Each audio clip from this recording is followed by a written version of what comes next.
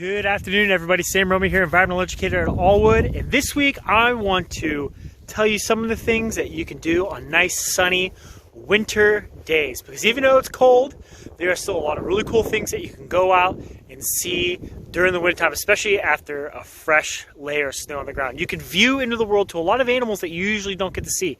You can follow tracks for animals. You can find wood chips from woodpeckers that have been pecking at trees all day. You can even see different plants that birds have been feeding on. Sometimes they drop the berries to the ground, or you can see the spreading of seeds all over the snow. All these things stand out much better when it's snowing. So even though it's wintertime, we can still go outside and find some cool stuff. Another easy thing you can practice or check out is winter tree identification. So each tree on their twigs have a way to identify them. So this one is my favorite. This is a pawpaw tree twig, and there is what we call the leaf bud. Okay, and it's almost like a little, it's shaped like a feather almost, and it's very soft like a paintbrush. Something else that's cool, you see these little fur balls on them? That is actually the flower that will come in spring. And pawpaws are one of the first trees that flower in springtime, and they have that deep purple flower, and it actually smells like rotting flesh. All right, so that's something you could do. You can go out, learn how to do some tree ID. So we're just on the edge a prairie here, and these are my favorite things to find. You can see the feathers from the birds in the snow. I think one of the coolest things, I haven't personally found it, but I'm sure you've seen pictures of like owls and hawks and stuff, and their big huge feathers in the snow. Those are really cool. But this, it's about a hand width. This could possibly be about the size of a blue jay maybe.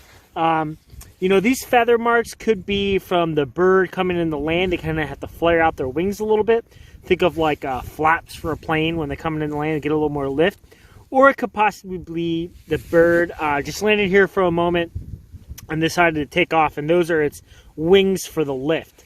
If you ever watch a slow motion video of, say, an osprey trying to catch a fish from the water, they have to use a lot of force to get off the ground. But there is a little bit of stuff in the snow here. You can come up a little more, see a little bit more of the wings, and then here it looks like they were digging for something. You can see there's a bunch of marks in the snow, so maybe they were digging underneath the snow looking for something. We got some more tracks in the snow here. I don't know if you can see it, but right here it comes through starting here a little bit, and you can see it goes hop, hop, hop, hop, and it almost looks like it buries in the snow a little bit. I would think that this is a field mouse, because if you see in between, that could be a trail or a tail drag. Sorry. Something that's really cool too, if you've ever seen an opossum track, you can sometimes see the tail drag through the snow. There it is. You can see it from just behind.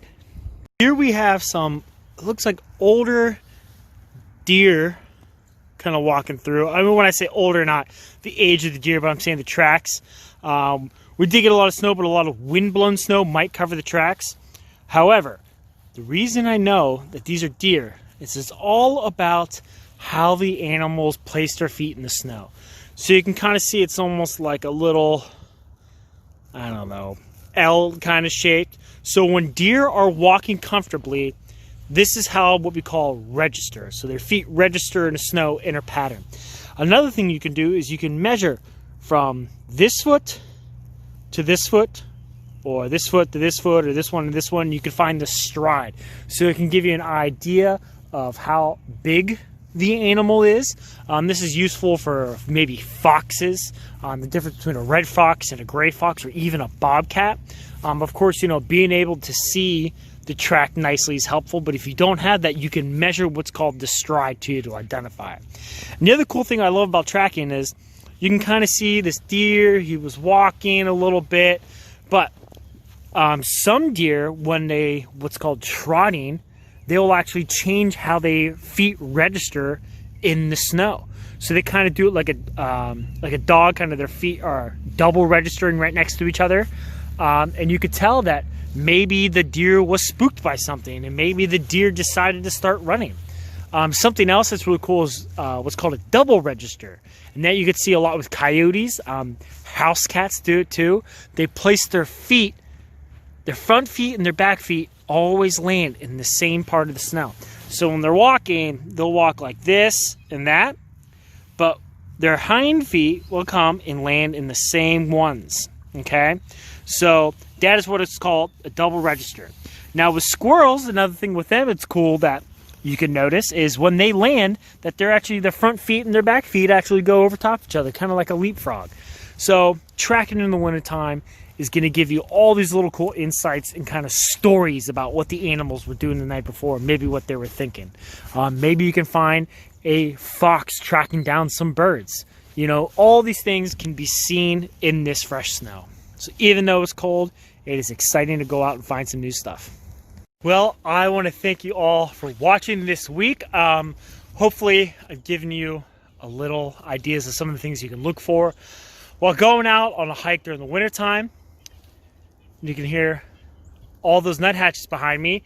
It reminds me, this is also another great time to go out and try birding. If you're not very comfortable with birding or identifying birds, there are no leaves on the trees. And the other great thing too is there are a lot of our common birds here in Ohio that are here all year round are here during the wintertime. So even watching your bird feeders, you can pick up on these little cues, these little flight cues, field identification tricks for our common birds. So not only does that help you identify a lot of the birds that may come to your feeder, but you might learn a couple skills to help identify other birds that may come here in the spring and summertime. How woodpeckers fly with their undulating flight, or how some birds will grab a seed from a feeder and fly over and eat it on a tree limb. You know, there's so many things that you can go out and find during the wintertime that you don't usually get to see in the summertime with all the leaves or all the grass. So there's a lot of cool things out in the wintertime if you take the time to look. And what better time now to go outside for a little hike. So I want to thank you all for watching this week. Hopefully you go outside and find something cool. And stay safe, everyone. Thanks for watching. We'll see you next week.